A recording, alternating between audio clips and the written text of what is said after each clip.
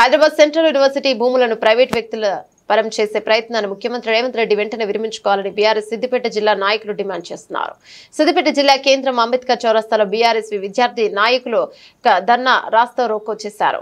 Hyderabad HCU భూములను కాపాడాలని demand, అమ్మకం చేయొద్దని డిమాండ్ చేశారు.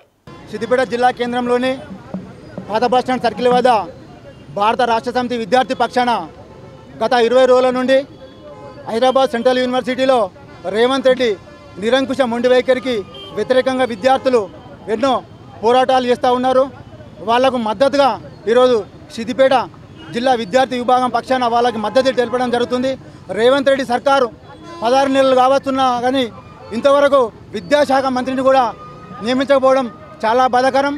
మీరు ఈరోజు విద్యాశాఖ మంత్రిని తన దగ్గర పెట్టుకొని ఈరోజు విద్యకు మొండి చేయి చూపిస్తూ ఉన్నారు.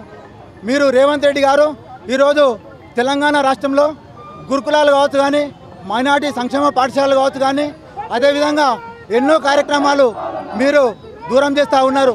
ఈరోజు హాస్టల్లో ఎంతోమంది విద్యార్థులు చనిపోతూ ఉన్నారు. మీకు వినవడం లేదా?